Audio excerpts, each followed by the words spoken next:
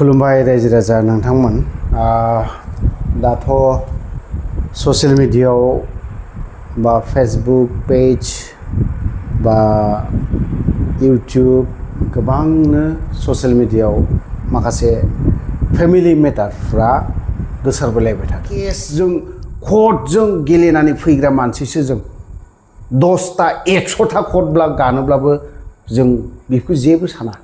100टा court जोंखौ दिल्लीफोरबायदियाव court case होनो नागिरदोंमोन, नाथाय बिसोरबो होआसै।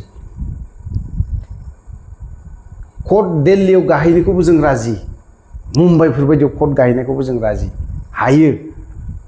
सानबेसे 5 बोसोर 10 बोसोर ना बिनि उनाव बेलाय बारग'गोन सानदों? बारग'आ कर्टआ सानसे समाव जोबहैगोन, बिनि उनाव बारग'गोन सानदों? बारग'आ। बे आरोखि आं बेखौसो जमनानै थायो। जियानो हक गोलाव बाथ्रा बुंबाय। जोंनि BTC आवहाय आं नैबे बाथ्राखौसो बुंनो लुबैदों जे जोंनि BTC आव माखासे धोरोमखौ लालायनानै गोबां बाथ्रा बुंदों। आंनि बुजिनायाव बे माने पलिटिक्सफोरबायदिसो मोनदों। थ' दिनैहाय स्टेट गभर्नमेन्टआव स्टेटआवहाय जोंनावहाय मा जानो हमदों जे हिन्दु आरो मुस्लिम मिया बे सोदोबा जोबनो थांनो हमगासिनो दं। थिग बेफोरबायदिनो जोंनि BTC आवबो बाथौ आरो ख्रिस्टियान बे बुस्थुखौ सोनो थांगासिनो दं। माब्रै जों बर' होननानै बुङोबा धोरोमखौ जों हमनो थाङा, दाबो इयुनावबो हमनाय नङा।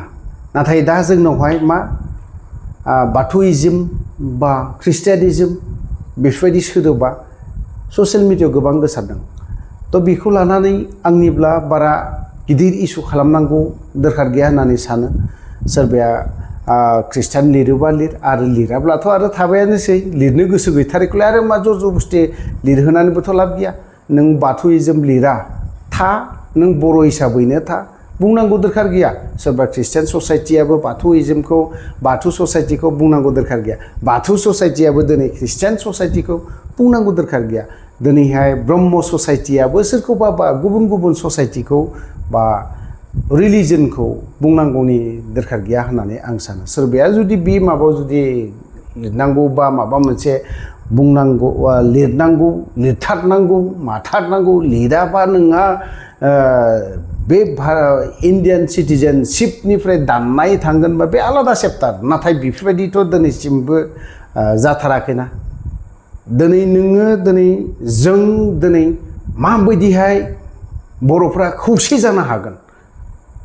जों बर'नि गेजेराव दिनै धोरोमखौ लालायनानै दाङाबाजि दिनैसिमबो गैया, आरो इसोरनि अननायाव दाजाथोंबो आं बेखौसो लुबैयो। मानो होननानै बुङोबा धोरोमखौ लालायनानै जुदि दाङाबाजि जुदि जायोब्ला जों बर'नि खौसेथि, जाखिनि खौसेथि थानाय, जाखिनि अनलायनानै थानाय, बेफोरबो गैया जागोन होननानै आं सानो। जायफोर दिनै गोरों गोराफोर, नाथाय बेफोरो बै बेक्तिफ्रा मा लुबैयो? गावनि बेनिफिट, गावनि डेभेलपमेन्ट, गावनि माने गोजौ थाखोआव थानाय बेखौसो लुबैयो। बै गाहाय थाखोआव थानाय बेक्तिफोरनि खोथाफोरखौ 100% साना। सोरबा ख्रिस्टियानिज्मानो होन, सोरबा बाथौइज्मानो होन, सोरबा जयगुरि माबायानो होन, गुबुन गुबुन ससाइटिनि गुबुन गुबुन धोरोमनि बर'फ्रानो बे बाथ्राखौ सानफेरा, मालाबाबो साना। सोर सानदों दिनैहाय? सोर सिन्था खालामदों? दिनैहाय खुगायावसो बुंदों जिसु जिसु, नैबे गोसोनिफ्राय बाथ्रा मालाबाबो ओंखारा। दिनै बाथौइज्मनि बाथ्रा ससाइटिनि मानसिफोरा बुंदों बाथौ बाथौ बाथौ, नैबे खुगानिफ्राय ओंखारदों, नैबे गोसोनिफ्राय बाथौ होननानै मालाबाबो ओंखारफेरा। आं दिनै ब्रह्म, नैबे खुगानिफ्रायल' ओंखारदों, गोसो सिंनिफ्राय मालाबाबो ओंखारा। नाथाय बै बेक्तिफ्रानो दिनैहाय मा खालामदों? गावनि बेनिफिट, गावनि डेभेलपमेन्ट, गावनि न'खर फेमिलि डेभेलप जानाय बै गैयि बेक्तिफोरखौ मालाबाबो सानफेरा। थांफेरदों नामा सोरबा? सोरबा बाथौ धोरोमनिफ्रायनो, सोरबा ख्रिस्टियान ससाइटिनिफ्रायनो, सोरबा ब्रह्म ससाइटिनिफ्रायनो, सोरबा जयगुरु ससाइटिनिफ्रायनो होन, सोरबा माबा मोनसे ससाइटिनिफ्रायनो होन, सत्संगनो माबा माबि दङ जों बर'नि गेजेराव धोरोमखौ लालायनानै प्रेस मिट बा ससियेल मिडियायाव बुंनांगौनि बाथ्रा गैया बर'आ अनलि मोनसेल' खोथाखौ सिन्था खालाम जोंनि नेक्स्ट जेनेरेशन बै व्यक्तिफोरनि बाथ्राखौ सान दिनै जोंनि दैदेनगिरिफ्रा मा खालामबाय थादों दिनै स्टेट गभर्नमेन्टल' नङा सेन्ट्रेल गभर्नमेन्टआनो जों बर'नि खौसेथिखौ नुनानै गिदों 100% दिनैहाय गिदों दिनै BPF होन UPPL होन दिनैहाय मोनसे होननानै बिसोर सेन्ट्रेल गभर्नमेन्टआ दिनै सिन्ता खालामनो गोनां जादों राजखान्थिसो बावहाय राजखान्थिसो हाबनानै दङ होननानै आं बुंगोन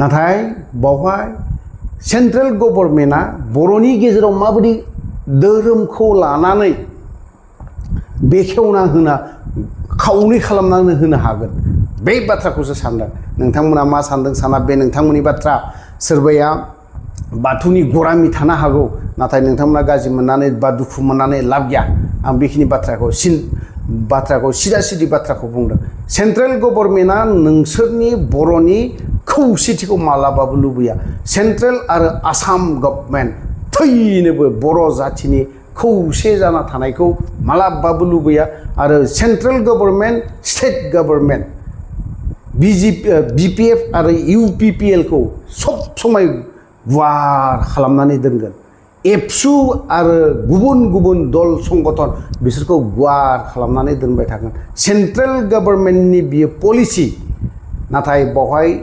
लासैनो पलिटिक्सआव हायाखै गुबुनाव हायाखै गुबुन बिथिङाव हायाखै पिस एकर्ड दिनै जानानै फैबाय दिनै पिस एकर्ड जाना फैखांनायनि उनाव दा धोरोमाव सोफिनदों बर' हारिनि खौसेथिखौ बोखावनो थाखाय बर' हारिनि खौसेथिखौ बोखावनो थाखाय दिनै धोरोमनि बेलायाव लांगासिनो दङ नों ख्रिस्टियानिज्म नों बाथौइज्म नों सत्संगइज्म बा ब्रह्मइज्म बेफोरबायदि खालामनानै होलायबाय थादों नाथाय नैबे सेन्सास जाखिनि सेन्सास नोंथाङा दिनै जुदि भट आइ कार्ड दङब्ला बेयाव जुदि गोरा गोख्रों गसंनानै थायोब्ला गोरायै जुदि थायोब्ला आं मोनसेबो माबा खालामा आं बाथौआवनो दङ सोरबा ख्रिस्टियानावनो दङ गोरायै जुदि थायोब्ला माबायदि बिलाय बर'आ जुदि मोनसेबो जुदि लिरा लाफानो थायोब्ला थाथोंना मा जाखो थैयाखैथ' नों बर' हिसाबै गोगोम गोख्रों गोरायैनो गसंनानैथ' थानो हादोंना दिनै मेघालय बायदियाव नाय बेखौ जुदि स्ट्रिक्टनो जुदि खालामनो थांदोंबा नागालेण्ड बायदियाव खालामहैथों मिज'राम बायदियाव खालामहैथों मिज'रामावबो दिनैहाय गोदो गोदायनि आबै आबौनि मोनसे सिबिनाय धोरोम मोनसे दं नाथाय दिनै बेफोरबायदिया ख्रिस्टियानाव हाबजोबनानै दं मेघालय बायदियाव थां गार' खासियानो बिसोरबो दिनैहाय आबै आबौनिफ्राय फोथायबोनाय मोनसे धोरोम दं जायखौ बुङो जोङो संसारिक बुङो गार'फोरखौ दिनै बिथांमोननि न'खराव जौ दाबखा बेसेबांबा गिदिर गिदिर मोनगोन बैसां बायदि न' थानानै न'आव खनायाव संना दोनो बै व्यक्तिफोरनि न'आवसो दिनै जौ मोनगोन नाथाय बिथांमोनाव खालामहैथों जोंनि स्टेट जोंनि BTCआवसो मानो बिदि मा सेन्सास मोनफा मोनफा दिनैहाय लाबोबाय थादों बेफोर पलिटिक्स नङाब्ला मा जागोन मा होनगोन बेफोरखौ दिनै ख्रिस्टियानजों बाथौजों बुलायनानै थै दिनै जयगुरुजों ब्रह्मजों बुलायनानै थै सोर थैगोन बर' बेफोर गासैबो राजखान्थि बेफोर गासैबो पलिटिक्स दिनै UPPL आरो BPF दिनै खौसे बिसोरो बड'लेण्ड होननानै बुङोब्ला बर'लेण्ड होननानै बुङोब्ला बिसोर खौसे बे बाथ्राखौ दिनै सेन्ट्रेल गभर्नमेन्ट आरो स्टेट गभर्नमेन्टआ 100% मोनथिगौ जायनि जाहोनाव दिनैहाय बर'खौ धोरोमनि गेजेरजों बुलाय सुलाय खालामनो थांगासिनो दङ गावजों गाव नांलायबायबो थादों मा लाब मा दं जों थैबोबाय गोबां मानसि आइजोफोर जिनाहारि खालामजाबोबाय बहाबा बुंखाफोर बायदियाव मानि थाखाय बर' आइजोफोरा गाज्रियै रेप खालामजादों गहपुर सनितपुर बेफोरबायदियाव दिनै बर' आइजोफ्रा बर' लाइमोन सेंग्राफ्रा मा हिसाबै गावथारजादों मानो गावथारजादों एज ए बड'लेण्डनि थाखायनोथ' बर'लेण्डनि थाखायनोथ' सेन्ट्रेल गभर्नमेन्टआ बेफोर पलिटिक्सखौ गेलेबोगासिनो दङ